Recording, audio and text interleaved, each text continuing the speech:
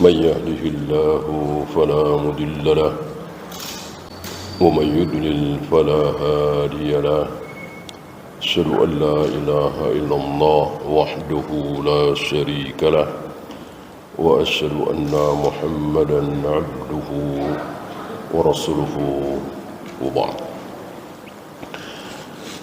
Kita sampai perbedaan antara yang berilmu dengan yang jahil, bodoh, dalam masalah al-bunyan.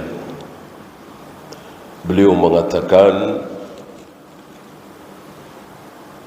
orang yang berilmu dia akan memperkuat pondasinya. Itu dulu. Kuat, kokoh. Setelah itu barulah ditinggikan, diperbagus, diperindah. Berbeda dengan orang jahil, orang bodoh. Dia nggak tahu apa-apa tentang ilmu bangunan. Pondasi nggak kelihatan, nggak ada yang tahu.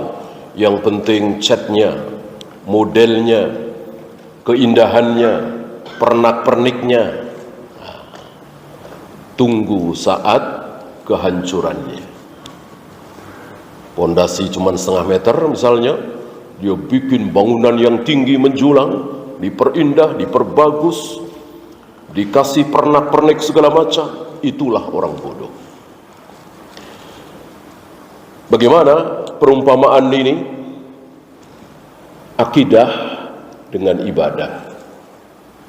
Ibadah seperti solat, puasa, zakat, haji, zikir, wirid, tawaf, sa'i. Ini semua bangunan ke atas. Percuma, sia-sia kalau pondasinya rapuh, kalau akidahnya tidak kuat.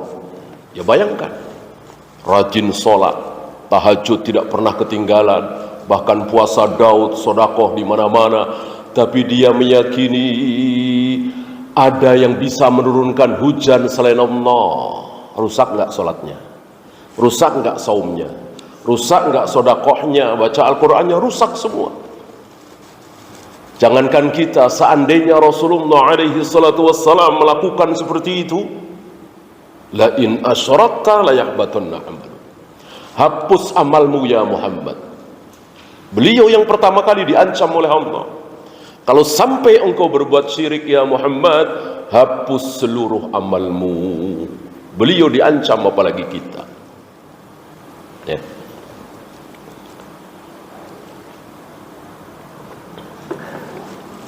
Betapa pentingnya akidah itu.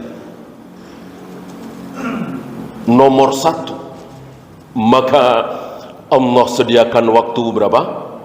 13 tahun. 13 tahun. Belum ada solat, belum ada puasa, zakat, haji, wudu, tayamum, azan, qomat, tawaf, sa'i, jihad. Tidak boleh jual beli seperti ini, tidak boleh dua harga sama riba. Belum dibahas. 13 tahun. Apa yang dilakukan oleh Nabi selama 13 tahun pertama? Akidah, tauhid, akidah, tauhid. Jadilah manusia-manusia seperti Abu Bakar, Umar, Utsman, Ali, Zubair, Talha. 10 ini kan semuanya di 13 tahun pertama kan? Yang 10 orang itu. Yang 10 orang itu kan tidak ada orang Ansor, semuanya orang Muhajirin kan? Dari mulai Abu Bakar sampai Sa'id bin Zaid, 10 orang yang namanya disebut oleh Nabi pasti masuk surga, semuanya di 13 tahun pertama. Mendapat tarbiyah langsung dari Nabi berupa akidah. Belum ada ibadah. Bahkan khamr masih diminum. Judi mereka lakukan, orang belum haram. Ya, cuman 4 orang ini Allah selamatkan. Dari kecil, dari remaja belum pernah minum khamr. 4 orang ini. Yang 4-empatnya akhirnya menjadi khalifah, pengganti Nabi SAW, memimpin kaum muslimin. Selebihnya rata-rata mereka peminum khamr. Bahkan Ali bin Abi Thalib yang sangat pemberani melihat Hamzah sedang minum khamr lalu mabuk, ketakutan. Ali bin Abi Thalib, pemuda pemberani, menyaksikan Hamzah mabuk, gemetar ketakutan. Itu ada unta di sekali tebas dengan pedangnya itu hampir belah, saking dahsyatnya Hamzah mabuk. Ya. Berdosakah? Ya tidak, kan belum berdosa, belum dilarang, belum haram. Ya.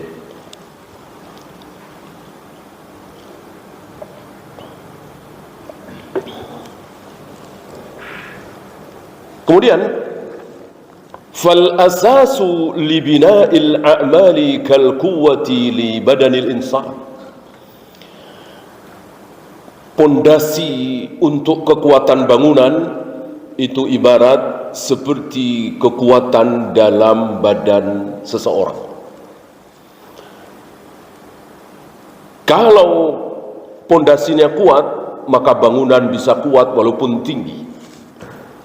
Kita saksikan hari ini, ada yang 20 lantai, ada yang 25 lantai, ada yang 30 lantai, ya. Kok tidak rubuh? Jawabannya tadi, pondasinya kuat. Nah, begitu pula badan manusia. Tidak mudah terserang penyakit, tidak mudah terkena bakteri, virus, segala macam, kalau kuat badannya. Istilah kita, antibodinya kuat. Nah, mestinya ini yang diperkuat.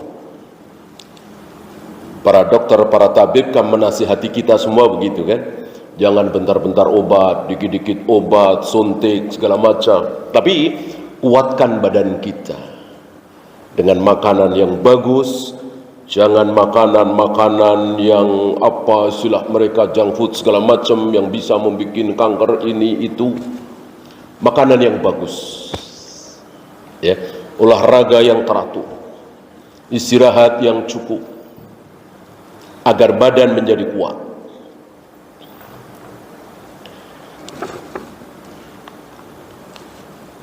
Wa idza kanatil quwwatu dha'ifatan, ketika kekuatan fisik tubuh manusia itu menjadi melemah, maka akan mudah terserang penyakit.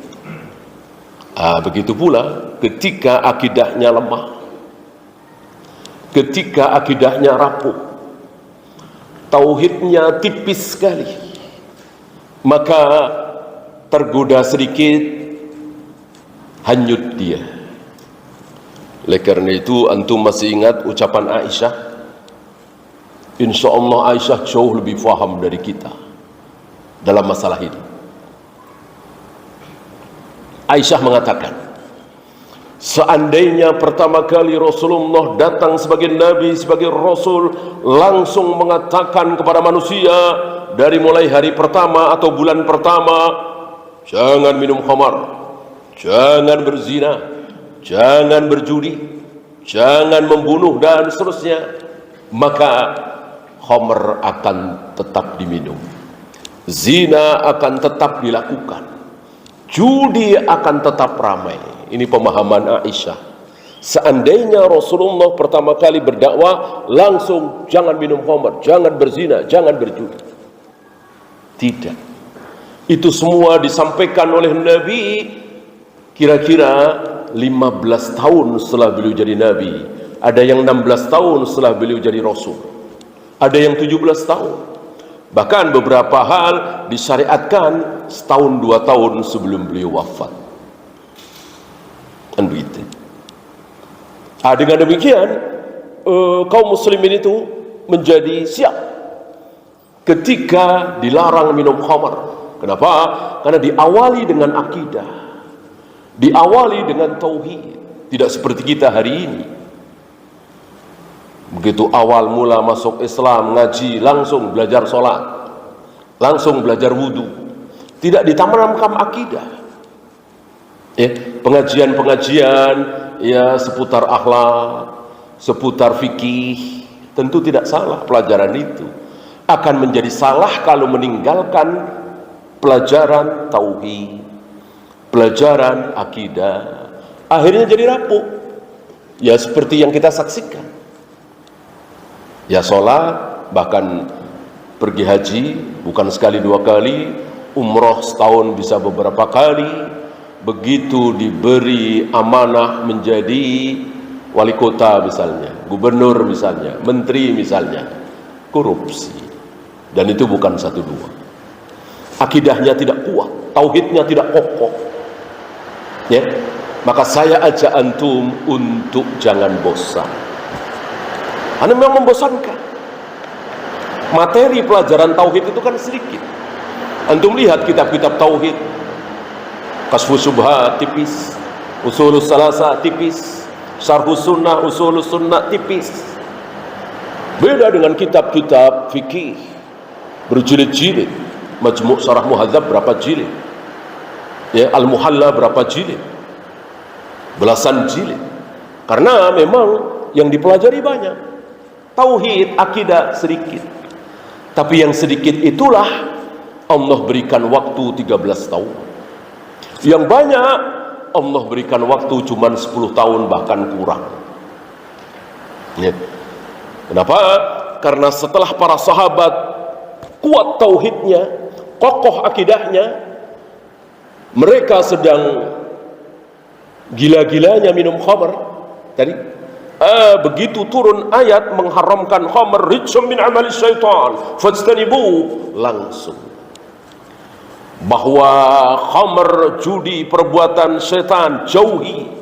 Langsung mereka keluarkan bejana-bejana, wadah-wadah, botol-botol istilah kita ya, keluar rumah, ditumpahkan di jalanan dengan mengatakan intahaina ya Allah, intahaina ya Rasulullah, cukup sampai di sini ya Allah, cukup sampai di sini ya Rasulullah. Kenapa? Akidahnya sudah kuat, tauhidnya sudah kokoh. Insya Allah yang lainnya menyusul. Ya. Maka sekali lagi jangan bosan antum. Tauhid lagi, akidah lagi, bosan. Mendengarkan Allah menciptakan Adam dengan kedua tangannya. Allah turun ke langit dunia setiap sepertiga malam. Allah bersemayam di atas arsy. Allah membolak-balikkan hati manusia dengan dua jarinya. Allah akan menghentikan geraman jahanam dengan telapak kakinya. Jangan bosan. Ini tauhid, ini akidah. Ilmu terbesar, jauh lebih besar dari ilmu tentang sholat, puasa, zakat, haji, birrul walidain. Kenapa? Karena ilmu akidah, ilmu tauhid adalah ilmu yang mempelajari tentang apa? Tentang zat yang maha besar. Allah kan maha besar, nggak ada yang lebih besar dari Allah. Nah, ini ilmu mempelajari tentang Allah, tentu ini ilmu terbesar. Ya. Ketika kita mempelajari ilmu tentang perjalanan hidup Imam Syafi'i misalnya, nah, ini ilmu besar. Karena Imam Syafi'i orang besar kan, ulama besar kan. Berbeda kalau kita mempelajari sejarah, sirahnya, yang di bawahnya, misalnya Pangeran Diponegoro misalnya. Nah, tentu lebih besar Imam Syafi'i. Bagaimana dengan mempelajari tentang Umar bin Khattab? Lebih besar lagi. Bagaimana ilmu yang mempelajari tentang Rasulullah? Lebih besar lagi. Ini yang terbesar, maha besar. Karena mempelajari tentang zat yang maha besar. Tidak ada yang lebih besar dari dia. Bahkan yang sepadan sama besarnya dengan dia tidak ada. Berarti ini ilmu terbesar. Maka jangan sampai apa? Mempelajari tentang zat yang maha besar, ilmu tentang Allah, jangan sampai salah. Jangan sampai salah. Ya tentu ilmu tentang sholat, tentang puasa, tentang baca Al-Quran sama, jangan sampai salah. Cuman ketika antum baca Al-Quran salah, puasa salah. Sholat, salah. Keluar dari Islam apa belum? Keluar dari Islam apa belum? Belum. Masih Islam, masih Muslim, masih beriman, walaupun sholatnya salah. Ya tentu banyak dari kita yang sholatnya salah, kan? Tidak sama dengan Nabi SAW, kurang atau bahkan menambah-nambah, ya. Tapi belum keluar dari Islam, belum ada ancaman keluar dari Islam. Tapi kalau kita belajar tentang Allah, mengetahui tentang Allah, meyakini tentang Allah, dan itu salah, terancam keluar dari Islam, ya.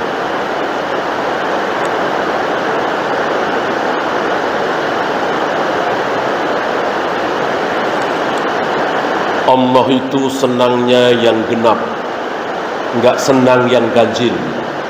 Ini kan salah, kan? Ini salah, kan? Yang benar, Allah suka yang ganjil, tidak suka yang genap, lebih suka yang ganjil. Innallaha witrun yuhibbul witra. Allah itu ganjil, satu kan ganjil, dan Allah menyukai yang ganjil, bilangan yang ganjil. Nah, ada orang mengatakan, meyakini Allah tidak suka yang ganjil, Allah suka yang genap seperti kita. Kita kan sukanya yang genap, kan? Kalau ganjil kan nggak suka. Apalagi ibu-ibu, ya, belanja udah genepin bang, ya, suka yang genap, ya. Kalau yang ganjil malah nggak suka. Ini dari nada bicaranya, orang ini kayaknya ada yang ganjil. Nah, berarti kan nggak baik. Ganjil itu konotasinya tidak baik. Justru Allah senang yang ganjil. Kita nggak suka yang ganjil, karena memang kita bukan Allah, Allah bukan kita. Kalau ada sifat Allah berbeda dengan sifat kita, ya nggak masalah, nggak masalah. Terserah Allah. Ada yang sama, terserah Allah. Allah melihat, kita melihat. Allah mendengar, kita mendengar. Allah hidup, kita hidup. Allah berilmu, kita juga banyak yang berilmu. Walaupun tentu penglihatan Allah tidak sama dengan penglihatan kita. Pendengaran Allah jelas tidak sama dengan pendengaran kita. Kita jarak 100 meter mungkin udah nggak dengar. Allah miliaran bahkan triliunan kilometer masih tetap dengar. Tidak ada bedanya bagi Allah mendengar jarak 10 meter dengan sekian miliar kilometer. Tapi sama-sama mendengar, iya. Sama-sama melihat, iya.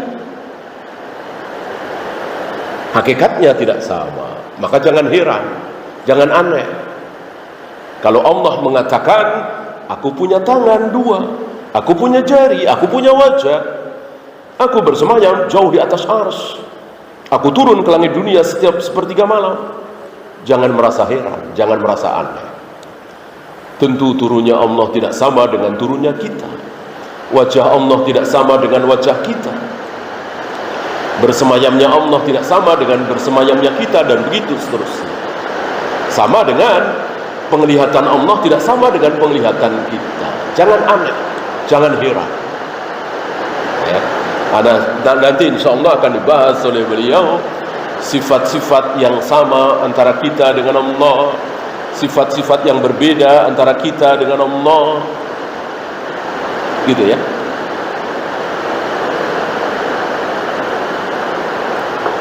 Jadi tidak berada dalam satu posisi seperti ucapan sebagian orang, pokoknya apapun yang terjadi, sifat kita tidak boleh sama dengan sifat Allah.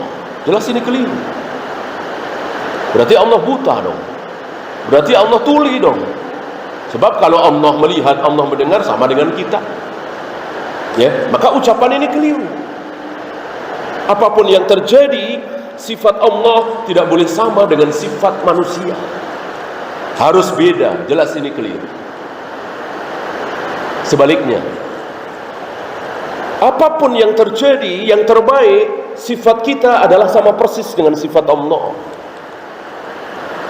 Jadi kita ini akan menjadi soleh, bertakwa, baik, berilmu kalau sifat kita sama dengan sifat Tuhan. Apa? Melihat, mendengar, sabar, Ya, Allah kan luar biasa sabarnya. Antum bisa bayangkan bagaimana kalau istilah kita perasaan, ya, gimana perasaan Allah menyaksikan Fir'aun teriak-teriak, ana rabbukumul a'la, aku Tuhan kalian yang maha tinggi, dan disembah.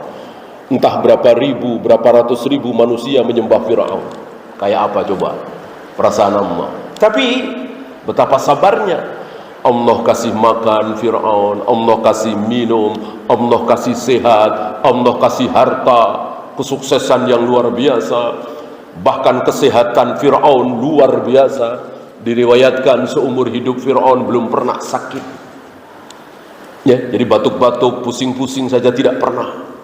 Itu yang ngasih siapa? Allah. Betapa sabarnya.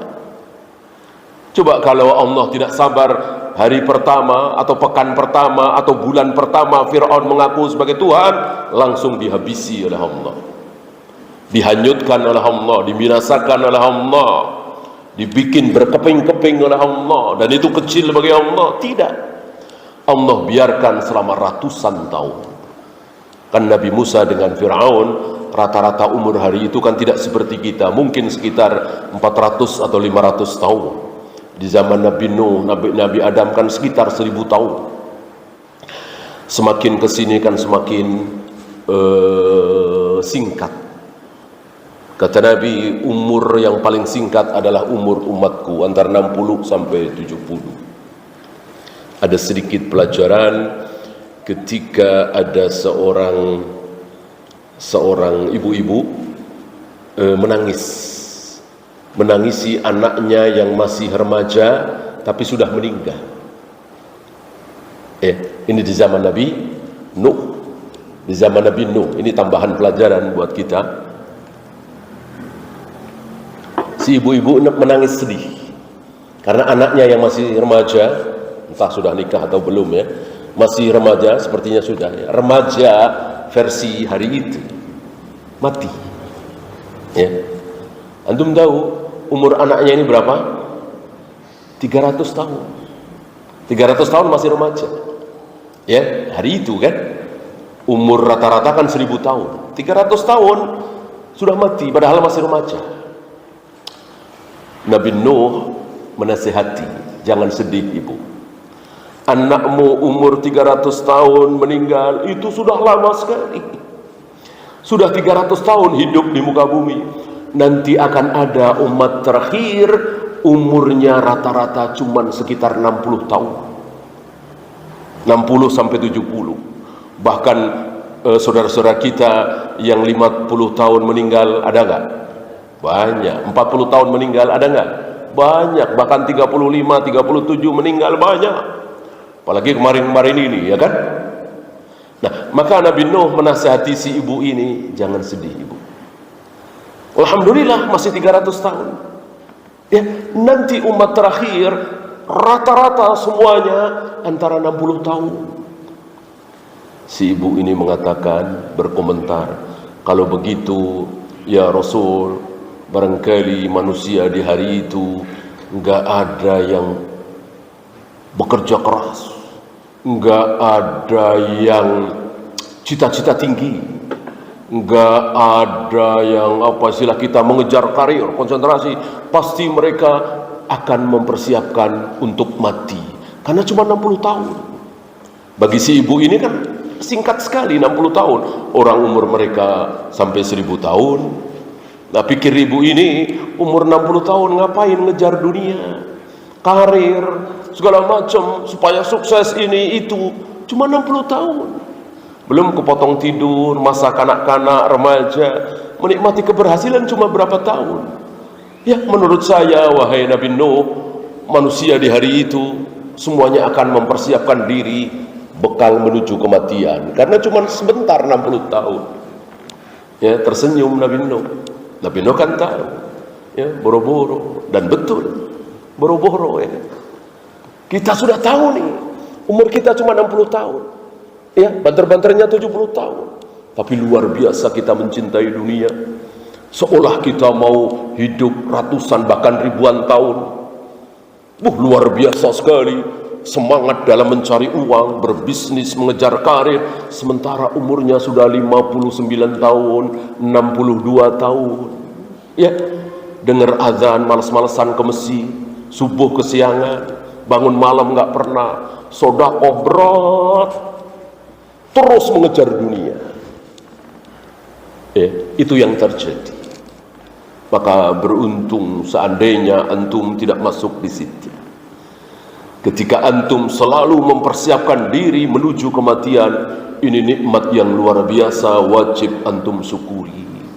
Yang bikin antum mau mempersiapkan diri untuk mati siapa? Siapa? Tentu Allah. Antum jangan mengatakan ini usahaku, ini jerih payahku, ibadah, sholat, baca Al-Quran kan itu tenagaku, energiku. Jangan. Kalau Allah nggak tolong, bukan satu rakaat, sujud satu kali. Kalau Allah nggak tolong kita, sujud satu kali nggak sanggup kita. Kenapa kita bisa sujud, bisa ruku, bisa sholat, bisa segera datang ke masjid ketika terdengar adzan, bisa bangun malam, bisa ringan bersedekah, membantu saudara-saudara kita yang kesulitan? Itu karena Allah tolong kita. Allah berikan kekuatan kepada kita. Kalau tidak, sujud satu kali kita nggak akan sanggup. Ya, sedekah 1000 perak, 2000 perak berat kalau Allah tidak tolong kita.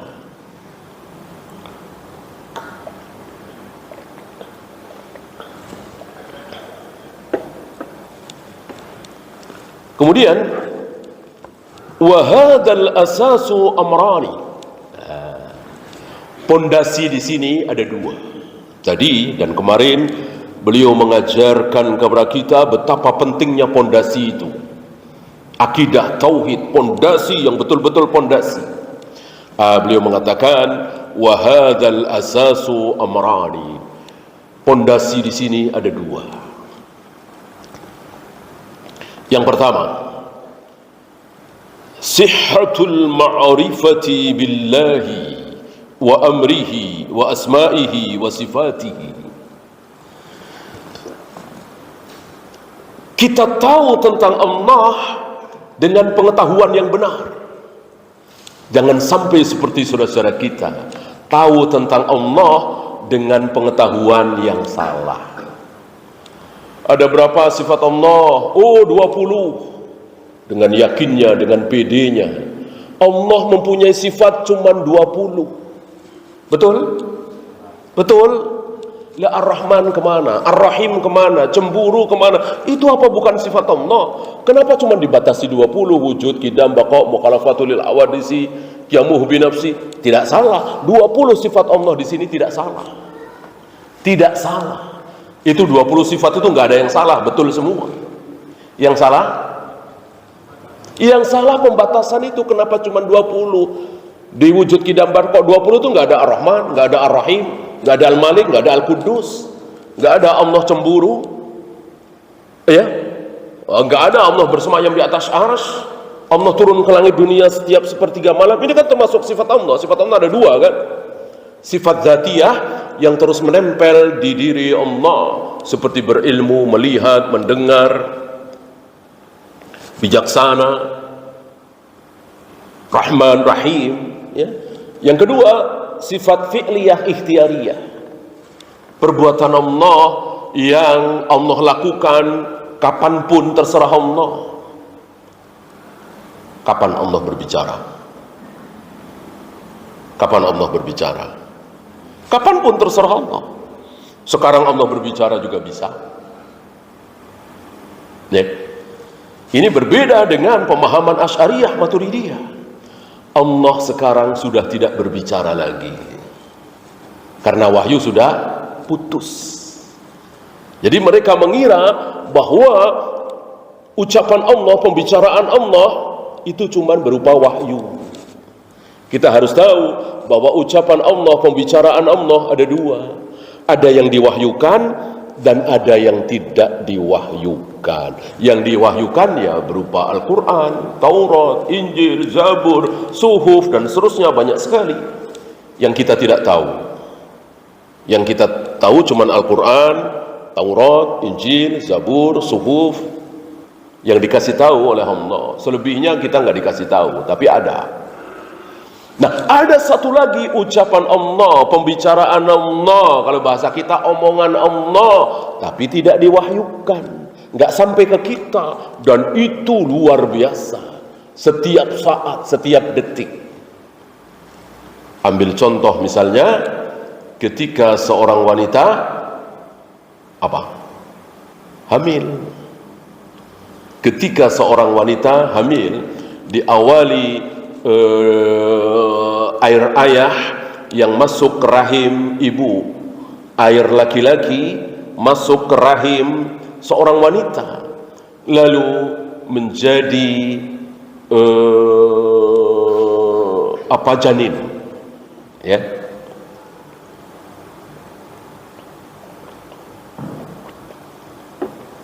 Diawali oleh pertanyaan malaikat penjaga rahim. Setiap kali ada air mani laki-laki masuk ke dalam rahim wanita, malaikat penjaga rahim selalu bertanya, "Ya Allah, mau dijadikan anak apa tidak?"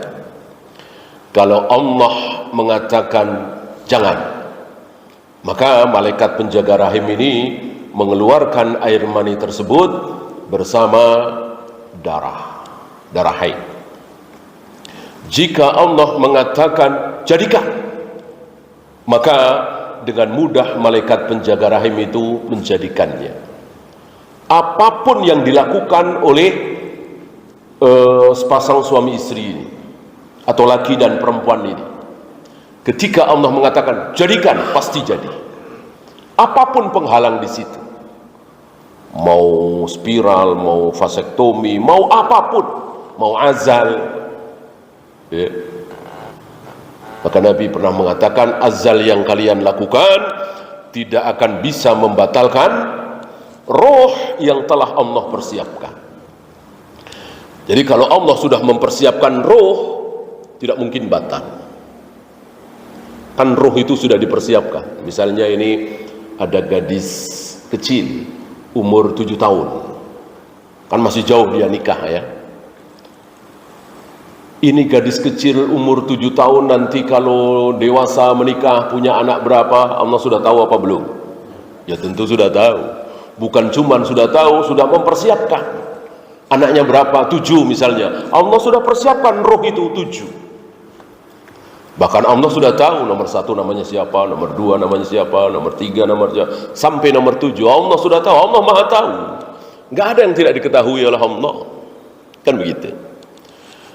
Nah, si gadis umur 7 tahun ini setelah dewasa menikah, punya anak 2, lalu KB misalnya, vasektomi misalnya, ya, atau apalah. Lalu sampai sampai wanita ini meninggal, anaknya cuma 2. Padahal Allah mempersiapkan 7 roh. Mungkinkah ini terjadi? Mungkinkah? Ya tidak mungkin. Masa Allah bodoh? Masa Allah kalah sama orang? Allah merencanakan sesuatu, dia anaknya 7, kalah oleh rencana suami istri ini, anaknya cuma 2. Ya nggak mungkin. Yang akan terjadi tentu rencana Allah, bukan rencana sepasang suami istri ini. Maka dia mau membatasi 2, bahkan 1. Kalau Allah merencanakan 7, yang menang pasti 7. Nggak mungkin 2 atau 1. Paham ya? Ini bagian dari ilmu akidah. Ini bagian dari ilmu tauhid, yang kalau kita meyakininya maka akan menimbulkan kekuatan. Yang lain nangis terseduh-seduh, guling-guling, dia cukup menundukkan kepala, meneteskan air mata, atau bahkan malah tidak menangis. Karena apa? Karena dia faham bahwa ini kehendak Allah yang sudah direncanakan oleh Allah, ditulis oleh Allah 50.000 tahun sebelum Allah menciptakan langit dan bumi. Tenang, sadar, lega.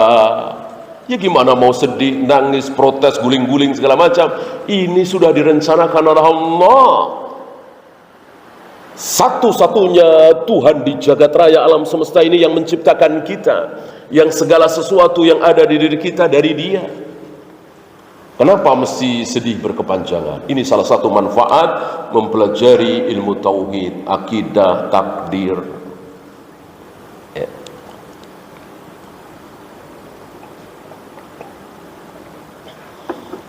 Ini yang pertama tentang asas pondasi sihhatul ma'rifati billah.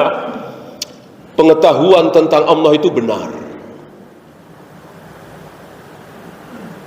Yang jadi permasalahan betapa banyak saudara-saudara kita hari ini mempelajari tentang Allah, meyakini Allah begini, tapi itu salah. Ya. Allah itu disembah dengan cara lewat orang-orang soleh yang sudah mati. Ini kan kesalahan besar, dan itu dilakukan oleh sebagian saudara-saudara kita. Kita orang kotor, Allah itu suci. Kalau ingin dekat dengan Allah yang maha suci, kita harus suci dulu. Padahal kita kotor, banyak dosa, maka kita mesti lewat orang-orang suci. Wahyu dari mana ini? Wahyu dari mana? Lalu mereka mendekati orang-orang suci yang sudah meninggal, kuburan-kuburan para wali, kuburan-kuburan orang saleh, dipakai untuk mendekatkan diri kepada Allah dengan pendapat keyakinan salah seperti tadi. Kita kan kotor, Allah suci. Untuk mendekatkan diri kepada yang suci harus melewati orang-orang suci, para wali. Ya, orang-orang awam mendapat keterangan seperti ini barangkali manggut-manggut, barangkali percaya. Ini semua akan hancur, ini semua akan terbongkar kesalahannya dengan melihat Rasul dan para sahabat. Apa iya Rasul dan para sahabat untuk mendekatkan diri kepada Allah lewat kuburan-kuburan, kuburan Nabi Ibrahim, kuburan Nabi Musa, kuburan Nabi Ismail, kuburan Nabi Nuh? Ternyata kuburan-kuburan para nabi tidak ada yang tahu. Nabi juga nggak tahu. Kalau Nabi tahu tentu Nabi tunjukkan. Ada Nabi tahu kuburan Nabi Musa itu tidak jauh dari Masjidil Aqsa, selemparan batu. Tapi Nabi kan tidak menjelaskan selemparan batu itu ke arah barat, apa timur, apa utara, apa selatan. Berarti persisnya beliau tidak tahu. Kenapa? Karena nggak penting. Gitu. Kalau mengetahui kuburan Nabi Musa di mana penting, kuburan Nabi Ibrahim di mana penting, kuburan Nabi Nuh, kuburan Nabi Ismail, Nabi Yahya, Zakaria, para nabi, para rasul penting diketahui kuburannya. Tentu Allah sudah tunjukkan lewat lisan Nabi sallallahu alaihi wasallam. Nabi Nuh kuburannya di sini, Nabi Ibrahim kuburannya di sini, Nabi Ismail kuburannya di sini. Nggak ada satupun wahyu seperti itu. Berarti kuburan Nabi ada di mana nggak penting. Itu Nabi, itu Rasul. Bagaimana hari ini yang jauh lebih bawah dari Nabi Rasul, cuman sekedar sunan, cuman sekedar kiai, ulama, dicari-cari kuburannya, didatangi rutin. Ya. Ini pemahaman yang salah. Jangan sampai sihhatul ma'rifati billah justru tidak kita miliki. Malah kita mengetahui tentang Allah, meyakini tentang Allah dengan keyakinan yang salah.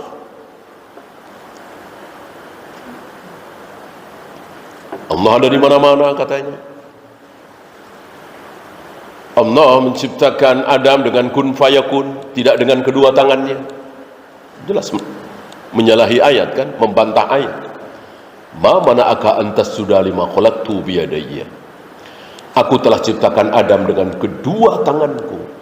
Tiba-tiba ada orang yang mengatakan Allah menciptakan itu dengan kun fayakun. Kun, jadilah, maka jadilah Adam tanpa kedua tangan Allah. Membantah ayat ini.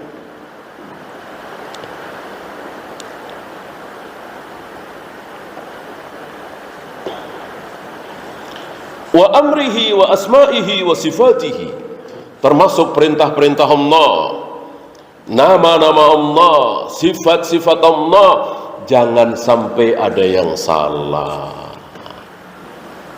Jangan sampai seperti firqah-firqah dalal menamai Allah dengan nama yang salah, mensifati Allah dengan sifat yang salah, seperti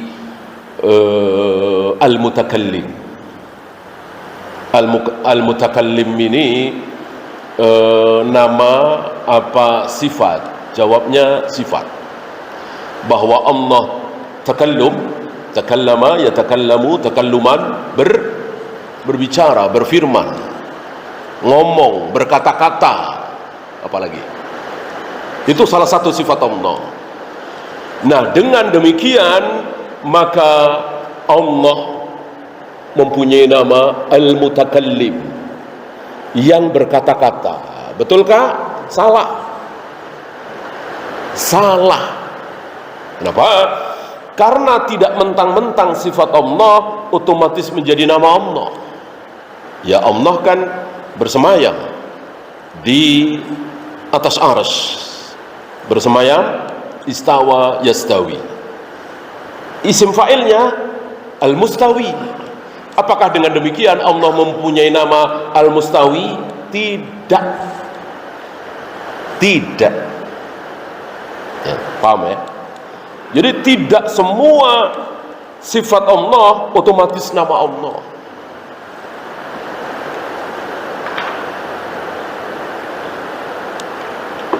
Allah mempunyai sifat cemburu, ghirah.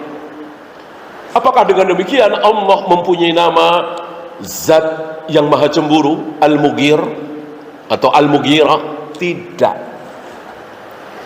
Jadi tidak mentang-mentang sifat Allah kemudian menjadi nama Allah. Ya.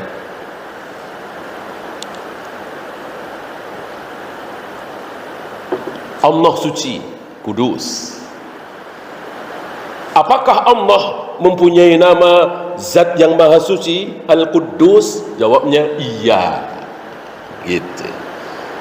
Karena memang Al-Quddus nama Allah. Ya. Allah pengasih, mengasihi, Rahim. Apakah dengan demikian Allah memiliki nama Ar-Rahim? Iya. Ar-Rahim memang nama Allah. Dengan demikian kita faham bahwa nama Allah itu tauqifi.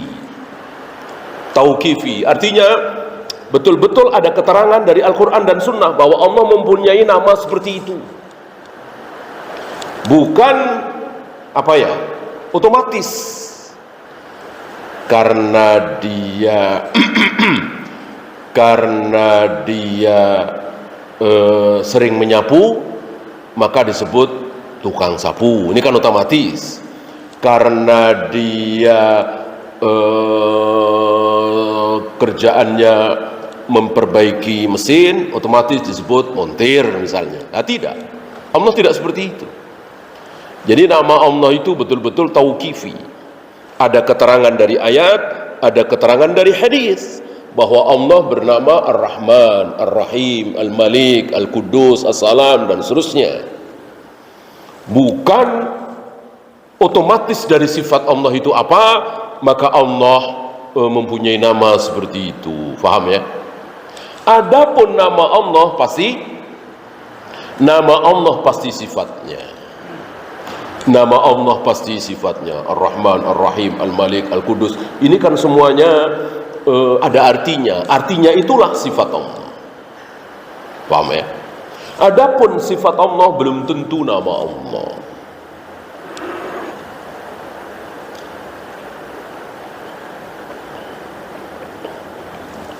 Maka kembali ke sifat 20 tadi, sifatnya benar, namanya nggak benar. Kan di antara sifat 20 itu kan ada Al-Mutakallim kan? Kalau itu sifat betul, kalau itu nama tidak betul. Maka memberikan nama anak Abdul Mutakallim ya salah. Yang benar Abdurrahman, Abdurrahim, Abdul Malik, Abdul Quddus dan seterusnya. Abdul Mutakallim tidak benar. Ya syirik jadinya kan? Secara kata-kata syirik. Hambanya Al-Mutakallim, padahal Al-Mutakallim bukan Allah. Ya. Ini yang pertama, asas yang pertama, pondasi yang pertama. mengetahui Allah dengan pengetahuan yang benar, meyakini Allah dengan keyakinan yang benar, bukan keyakinan yang salah. Kemudian nama-namanya, sifat-sifatnya, bagaimana perintah Allah, kita meyakini dengan keyakinan yang benar.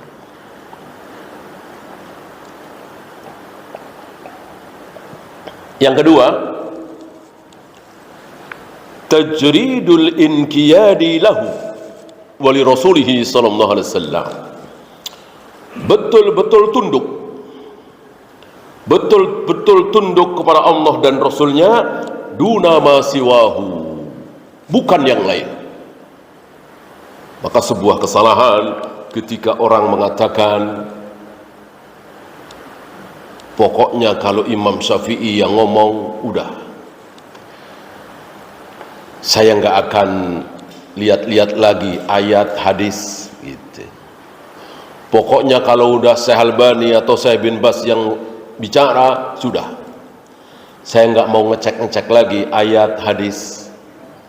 Pokoknya kalau yang ngomong itu si A, si B, si C, si Fula, hatta Abu Bakar, Umar.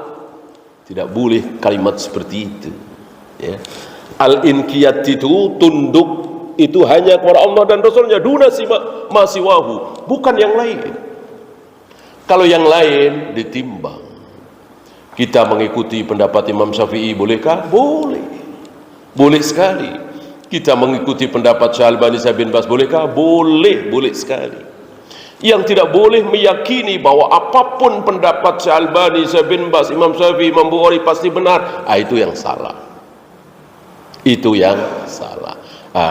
Dengan demikian, bermadhab itu bukan dari alif sampai ya. Bermadhab itu bukan dari A sampai Z. Bermadhab itu bukan dari takbir sampai salam. Bermadhab itu bukan dalam seluruh agama saya akan mengikuti Syafi'i atau Maliki atau Hambali, tidak, ya. Dalam hal ini saya setuju dengan pendapat Imam Syafi'i, silahkan. Dalam hal ini saya setuju dengan pendapatnya Imam Malik, silahkan. Begitu. Jadi bukan mengkotak-kotak.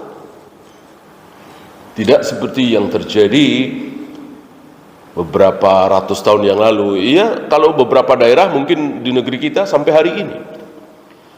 Maksud saya di Masjidil Haram, ya, di Saudi.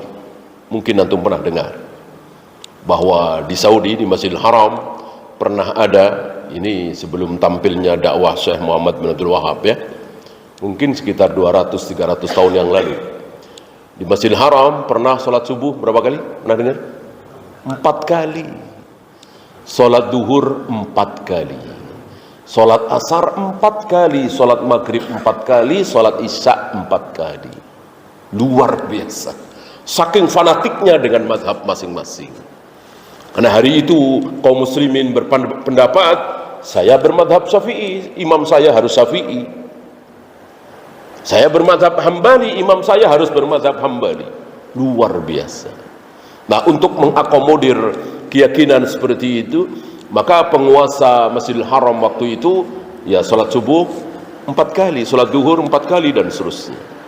Imam pertama dari madhab Hanafi misalnya, makmumnya semua bermadhab Hanafi. Yang kedua, sholat subuh imamnya bermadhab Maliki, makmumnya semua Maliki, terus Syafi'i, kemudian Hambali.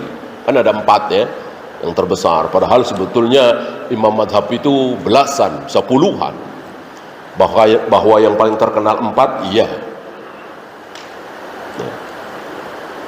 Walillahilham, setelah dakwahnya Syekh Muhammad bin Abdul Wahab, kejumudan ini sirna, hilang. Maka kembali kepada sunnah Nabi, ya, sholat subuh, ya, sekali, sholat duhur sekali, sholat asar sekali, antara imam dengan makmum.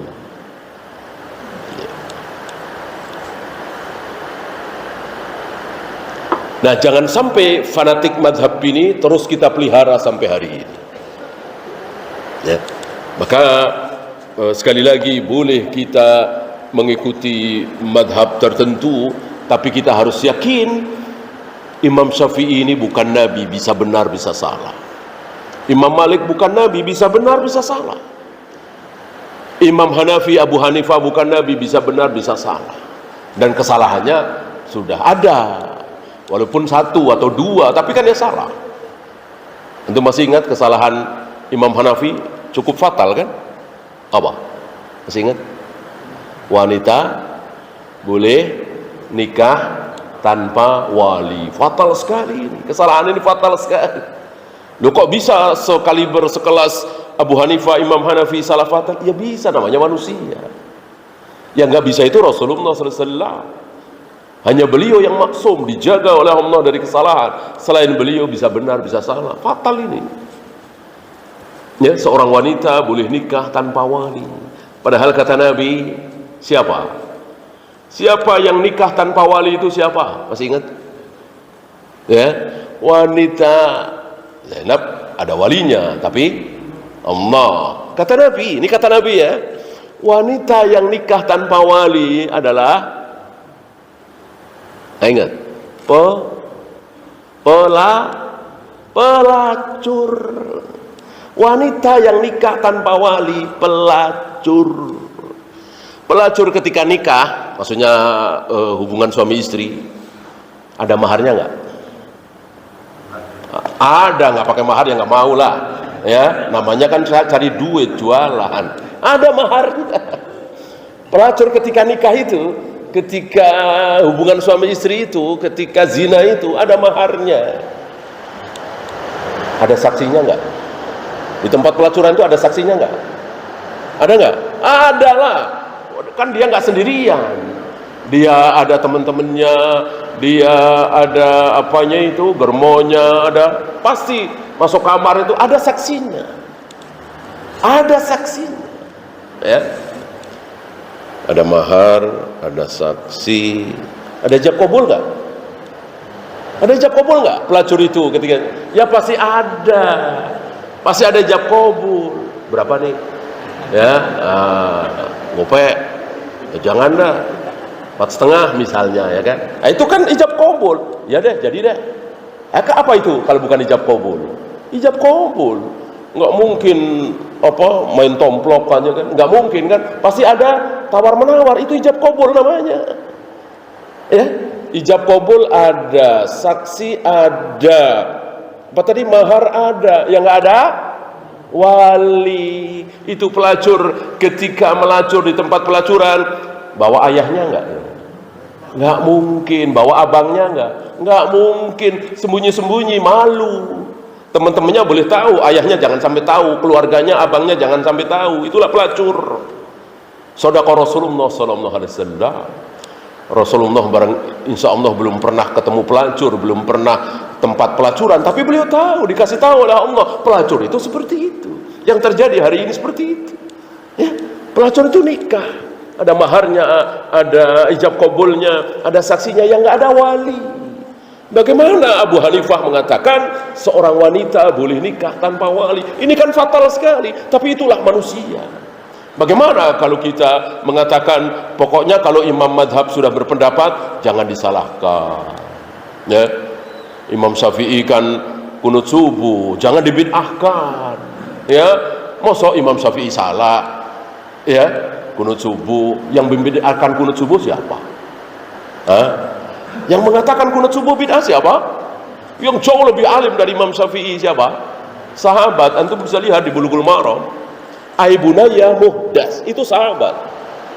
Seorang anak bertanya kepada ayahnya yang sahabat, wahai ayah, apa hukum kunut subuh? Dijawab oleh ayahnya, Aibunaya Muhdas, wahai anakku, kunut subuh itu muhdas. Antum tahu muhdas?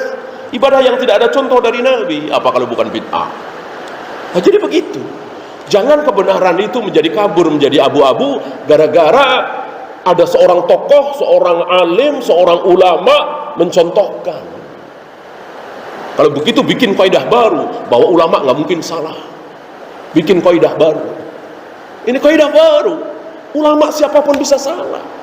Yang nggak mungkin salah hanya Nabi SAW. Antum masih ingat kesalahan Aisyah? Ya, mengatakan sutroh sholat tidak ada, kan parah. Antum masih ingat kesalahan Ibnu Umar? Mandi junub wanita itu harus basah semua. Dan jelas-jelas ini keliru. dibantah oleh istri-istri Nabi termasuk Aisyah. Kami istri-istri Nabi sering menggelung rambut, dan ketika kita mandi junub, Nabi menyuruh supaya gelungan tidak usah dilepas, cukup disiram 3 kali kepala. Tentu ada 1, 2, 10, 20 helai rambut tidak basah, orang nggak dibuka, ya. Bahkan lebih dahsyat lagi, Abu Bakar, Umar salah dalam agama ini. Beliau mengatakan tidak ada haji tamattu. Itu sekelas Abu Bakar dan Umar. Maka kembali kepada pondasi ini, tajridul inqiyadi lahu wa li rasulihi duna ma siwahu. Tunduk dan patuh hanya kepada Allah dan Rasul, bukan kepada yang lain. Karena yang lain sekali lagi bisa benar, bisa salah. Wallahu a'lam. Ya, itu saja. Ada pertanyaan, silakan.